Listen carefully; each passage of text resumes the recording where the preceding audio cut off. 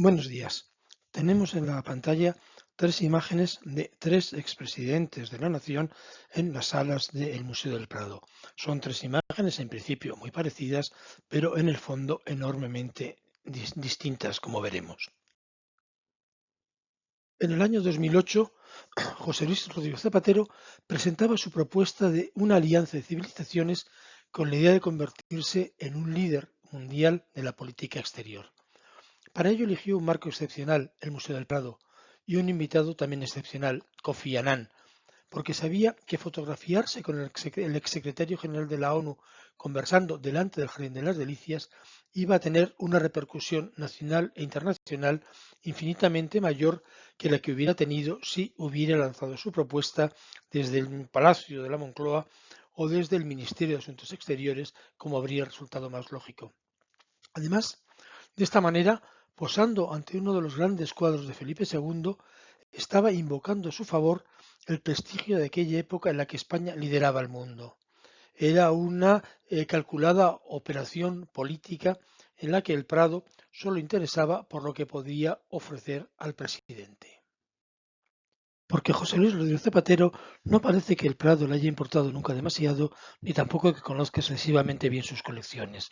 En una ocasión, creo que con motivo de la exposición Picasso, Tradición y Vanguardia, un periodista le preguntó que cuál era, de todos los cuadros del Prado, su obra favorita. Y él, sin dudar un momento, dijo que el autorretrato de Rembrandt. Es una elección estupenda, sería una elección muy sabia si el Museo del Prado tuviera un autorretrato de Rembrandt, pero no tiene ninguno. Lo que tiene es esta copia, una copia ni siquiera antigua, una copia del siglo XX, que fue un gran fiasco cuando se compró y que no se ha vuelto a exponer desde que se descubrió esto en el año 1984. No sé si por aquellas fechas el señor Zapatero venía mucho por Madrid o si visitaba con frecuencia el Museo del Prado, pero desde luego lo que tiene es una memoria encomiable si se acuerda todavía hoy de aquel montaje. En esta otra imagen, pues vemos a Mariano Rajoy en la inauguración de la Sala Fárez Fisa en el año 2013. Tenemos que recordar que en este momento era un momento especialmente grave, ¿no? Había una profunda crisis económica, había un paro desbocado, el partido del gobierno estaba cercado por todos los escándalos de corrupción, ¿no?, que estaban saliendo a la prensa día tras día, y el presidente Rajoy pues necesitaba como fuera dar una buena noticia al país. Y qué mejor noticia que el señor Vázquez Fisa donara su colección de obras de arte al museo. En principio estaba muy bien la noticia inmediatamente. Eso fue, lo recogieron todos los medios de comunicación. Pero no es solo todo lo que reluce y en realidad pues la donación de Vale Fisa, más que beneficiar al museo, pues lo ha perjudicado. Evidentemente cada uno es libre de donar lo que quiera. Pero lo cierto es que Várez Fisa no ha donado ninguna de las obras importantes de su colección, ninguna de las que hubieran supuesto una aportación verdaderamente importante al museo, como serían los Goyas, el Greco, el Bosco, el bodegón de Sánchez Cotán, el retrato de Antonio Moro y su pareja de Sánchez Cuello, o sobre todo el retrato del conde duque de Velázquez. En cambio, lo que ha donado es una serie de pinturas medievales, salvo la Virgen de Tobez, ninguna de primera fila, y que ahora mismo en el mercado actual no tienen ningún tipo de valor económico. Se ha especulado mucho sobre el altruismo de Vázquez Fisa, ¿no? Pero lo cierto es que, aunque no sabemos en cuánto ha valorado él la donación, las cifras que se han manejado rondarían alrededor de los 12 o 13 millones de euros, lo que le habría supuesto ya de entrada una desgravación fiscal del orden de 3 o 3 millones y medio de euros. Salvo la Virgen de Tobet, las otras cuadros verdaderamente buenos, ¿no?, de la colección, como puede ser el de Paolo de San Leocadio, el de Juan de Flandes, el de Berruguete, el de Fernando o el de Fernando Llanos, pues no han sido una donación, han sido un depósito. Con lo cual, pues en algún determinado momento, pues los tendremos que acabar por comprar porque de alguna manera sería un desdoro que cuadros que llevan mucho tiempo colgados en las salas del museo, pues acabarán saliendo. Y de momento ya nos hemos gastado 4 millones de euros en comprar el tríptico del Maestro del Zarzoso. Un precio verdaderamente alto si lo comparamos con los 850.000 euros que costó la tabla de Colar de Laón o los 7 millones del cuadro de Peter Bruegel el Viejo. Dos obras que estas sí que, a diferencia del Maestro del Zarzoso, aportan de verdad calidad y piezas significativas a la colección del Museo del Prado. Por otra parte, tenemos que tener en cuenta que dedicar una sala entera a la colección de Várez Fisa, pues supone descolgar una serie de cuadros muchísimo mejores que tienen que ir a los almacenes porque el Prado ha sufrido siempre una falta endémica de espacio. En realidad, todo esto da igual, la donación Várez Fisa fuera oportuno o no, que beneficiara al Prado o no, que aportara algo verdaderamente notable al Prado o no, daba lo mismo. Lo verdaderamente importante es que Mariano Rajoy tenía el titular que necesitaba y todo el país pues se congratuló ante una noticia tan aparentemente positiva. Y en el año 2016 el gobierno volvió a dar otra buena noticia relacionada con el Prado: la compra de la Virgen de la Granada por 18 millones de euros, de los cuales 10 los iba a aportar el Estado. Siempre está muy bien que se enriquezcan las colecciones con un cuadro extraordinario, pero en este caso no se trataba de una compra necesaria.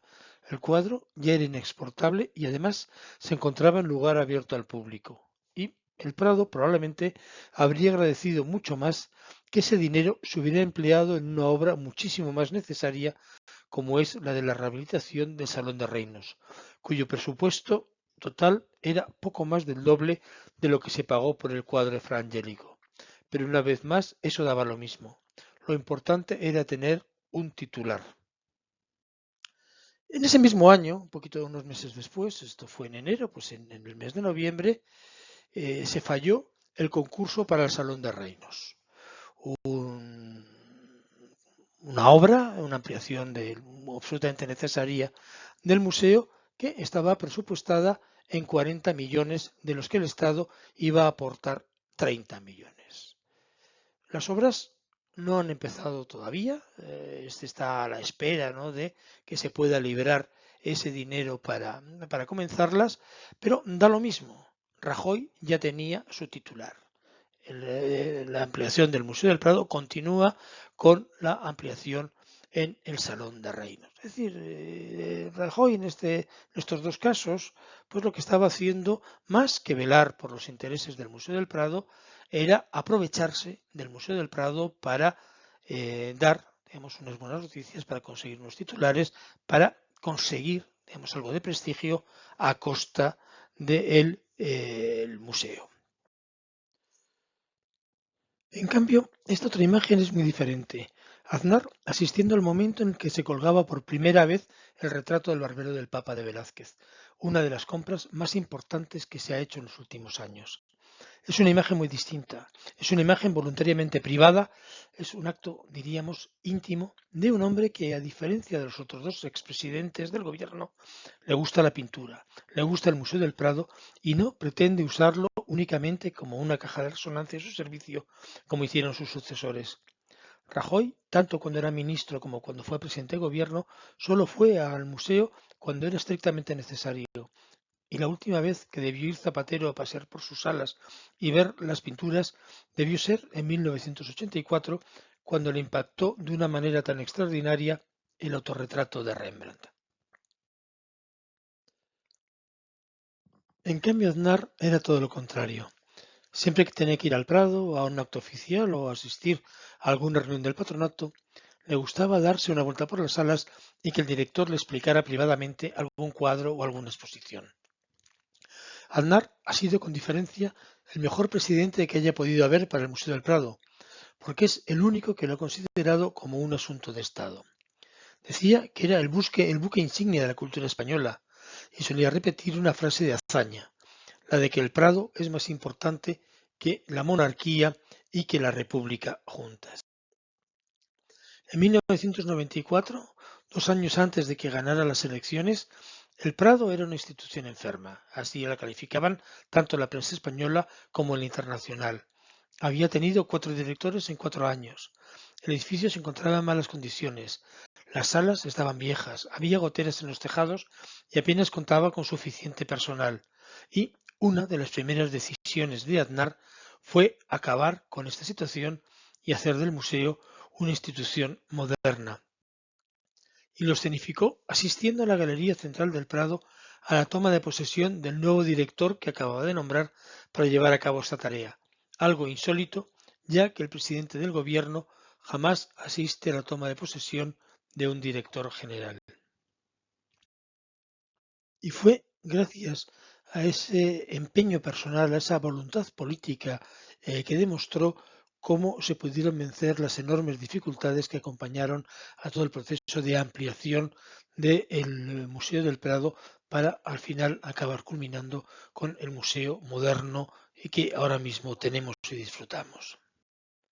Veíamos hace un momento que cuando José Luis Rodríguez Zapatero que quiso liderar la política internacional, pues no encontró mejor fondo para expresar ese nuevo liderazgo que tener como telón de fondo la colección real, o sea, esa colección de cuando España era el país más importante del mundo. También los austrias utilizaron sus colecciones con un interés político, ¿no? El de apabullar, ¿no? El apabullar a aquel que fuera a visitar el Alcázar de Madrid. Se entraba por la armería donde se recorrían toda la historia de las victorias hasta el momento absolutas que había tenido España. Y después de atravesar el patio se llegaba al Alcázar, se subía al primer piso, se recorrían las galerías norte, oeste y sur hasta llegar al Salón de los Espejos, donde se esperaba, donde recibía el rey a los embajadores. En ese recorrido, pues los visitantes importantes, ¿no? Los embajadores y otros mandatarios, pues iban a contemplar atónitos los tapices más ricos que se pudieran imaginar, los mejores cuadros de Tiziano, los Rubens más espectaculares, para al final encontrar al rey en el Salón de los Espejos entre los retratos ecuestres de Tiziano y de Rubens, de las furias de Tiziano y de las joyas absolutas de su colección. En definitiva, lo que estaban mostrando los reyes de España para mostrar su poder era la colección del Museo del Prado. Su poder por la riqueza que eran estas colecciones, también por la belleza que estaban encerrando. Los buenos tapices y las buenas pinturas no solamente eran deseables, sino que eran también imprescindibles desde un punto de vista político. Y nada mejor para entenderlo que recordar lo que sucedió en la isla de los Faisanes cuando se encontraron Luis XIV y Felipe IV para la entrega de la infanta María Teresa. Allí tuvo lugar una auténtica batalla de prestigio entre las dos monarquías. Se trataba de demostrar cuál de las dos era más poderosa.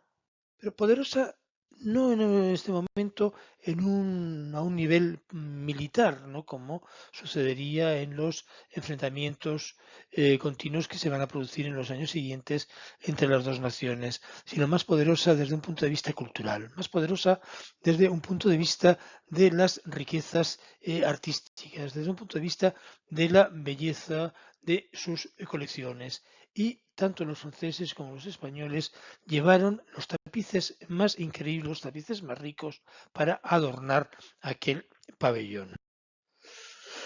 No era la primera vez que ocurría algo parecido. 10 años antes, cuando la Commonwealth vendió los cuadros de la colección de Carlos I, el cardenal Mazarino y don Luis Mendezaro compitieron por conseguir los mejores cuadros en aquella venta. No era solamente una cuestión de, digamos, de estética, no era solamente una cuestión de belleza, lo habían convertido en una auténtica cuestión de prestigio nacional. Y en aquel momento, pues el vencedor, claro, fue Luis Mendezaro, que consiguió la batalla de los pies de Tintoretto, el autorretrato de Durero, la perla de Rafael o la educación de Cupido de Correggio, aunque se le escapó en beneficio de los franceses el de Cupido, Venus y un sátiro. Como sucedía en el Alcázar, también en Versalles, para llegar al rey, pues había que recorrer los pasillos, había que recorrer las enfiladas de habitaciones y en ellas, pues en vez de ver las maravillas de la pintura, como los Ticianos, como los Rubens, o obras bellas en sí mismas y sin ninguna, digamos, ninguna implicación de carácter político especial, en el caso de Versalles era completamente distinta. Allí lo que el visitante iba a ver una y otra vez era como en la Galería de los Espejos a Luis XIV al frente de sus ejércitos venciendo en sus batallas delante del Salón de la Guerra, del Salón de la Paz, iba a ver a Luis XIV en armadura como militar victorioso. Se le iba a ver los tapices en la historia del rey. O si salíamos a los jardines, pues en un lado se le vería como el dios Apolo arrancando al amanecer con los carros del sol para retirarse al anochecer a descansar cuidado por las ninfas. A Luis XIV nunca le interesó personalmente su colección de pinturas. Esa se la formó el cardenal Mazarino. A Luis XIV lo que le interesaba del arte era que pudiera crear ese escenario brillante, ese escenario majestuoso en el que brillara su poder. Y no hay nada mejor para entenderlo que este tapiz de los gobelinos en el que vemos cómo el rey asiste, visita, ¿no? esta real fábrica y se le está mostrando los tapices, se le están mostrando las muebles, se le están mostrando los jarrones, se le están mostrando las cortinas, todo aquello que va a crear ese entorno en el que brillará su majestad. Es una actitud respecto al arte radicalmente diferente de la de Felipe IV, que sí que amaba la pintura y sí que estuvo interesado personalmente en el engrandecimiento y en la disposición de sus colecciones. Y nada mejor que ello que este cuadro, estas meninas en las que vemos al rey reflejado en el espejo. Es un cuadro en el que no podemos entrar ahora en analizar un poco su verdadero tema, por otra parte, bastante conocido, pero baste por decir que es la visita del rey al taller de Velázquez para verle pintar. Es un poco, está haciendo el mismo papel que Alejandro Magno cuando visitaba el taller de su pintor Apeles. Y sabemos que él sí que el rey tenía una silla siempre dispuesta en el estudio de Velázquez para verle pintar. Sabemos que visitó a Zurbarán cuando estaba pintando para el Salón de los Espejos. Sabemos que cuando Rubens estuvo en Madrid, pues le iba todas las tardes, siempre que podía, a charlar con él, a pasear por los jardines del Alcázar. Para Felipe IV, su colección valía con la belleza que encerrada, una belleza que sí es así que iba a crear ese marco también esplendoroso para que brillara su poder. Mientras que Luis XIV es una figura omnipresente en sus palacios, en el arte que se creó en torno a él, Felipe IV está ausente de sus colecciones. En el Alcázar de Madrid y en el Palacio del Buen Retiro no podríamos ver otros retratos suyos que los retratos ecuestres de Velázquez y de Rubens en el Salón de Reinos y en el Salón de los Espejos. El resto de su colección son los cuadros de Tiziano, los cuadros de Rubens, son los cuadros de Velázquez, son los cuadros que él ahí había ido comprando, que él había ido reuniendo y que ellos en sí mismos y sin necesidad de crear una específica propaganda monárquica, ¿no? Como los que había reunido Luis XIV en sus palacios son suficientes para crear ese entorno majestuoso en el que va a brillar la majestad de Felipe IV. Felipe IV y Luis XIV podían tener una actitud diferente ante el arte, pero tanto ellos como Carlos I de Inglaterra eran perfectamente conscientes de la importancia que tenía proteger las artes, rodearse de buenos artistas, formar grandes colecciones de pintura a su alrededor, porque eran un elemento de prestigio absolutamente fundamental, porque el arte iba a dar una imagen visual de su poder, de su grandeza y de su majestad. Y lo mismo que los reyes de la tierra, los papas, que encontraron el talento de Bernini, el medio para dar esa imagen visual del triunfo de la Iglesia.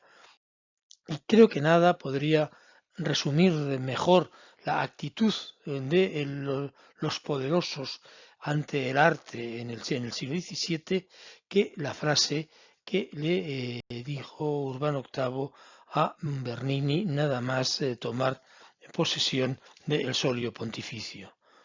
Dijo Urbano VIII: «Qué enorme suerte la vuestra, oh caballero, de ver papa al cardenal Maffeo Barberini, pero aún es mayor la mía de que el caballero Bernini viva en nuestro pontificado».